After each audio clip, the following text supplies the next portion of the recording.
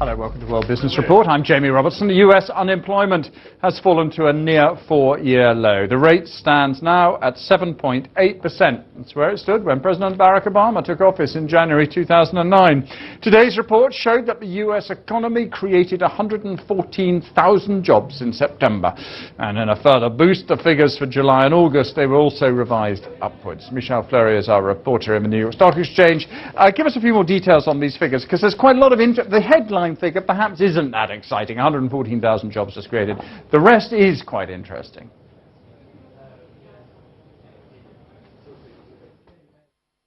Sector added 104,000 jobs. In actual fact, it was the government that added an extra 10,000. That's a shift from what we've seen in the past.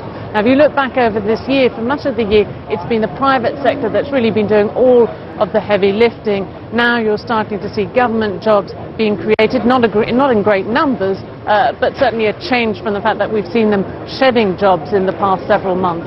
Another also interesting point to look at is the manufacturing sector.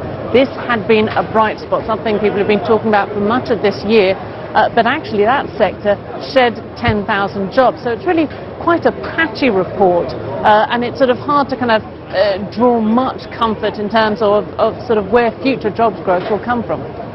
What about, how does it fit in with the rest of the economic figures we've had over the last week or so?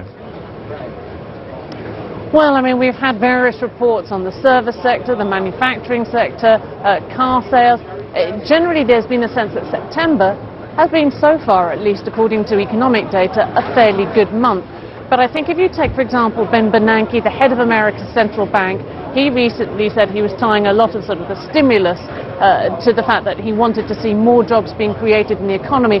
I don't think this report will necessarily change his mind. And here's the reason why, Jamie.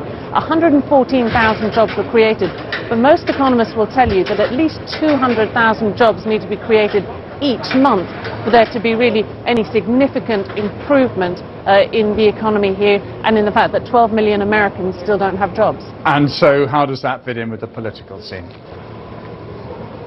Well, I think if you're President Obama, you're obviously going to be focusing on that sharp drop in the unemployment rate from 8.1 to 7.8%. It hasn't been at that level since January 2009 when he came into office. So certainly I think the Democrats will try and make a lot of that. Now, Mitt Romney, his challenger, no doubt will pounce on the fact that 114,000 jobs isn't enough to really sort of significantly put Americans back to work.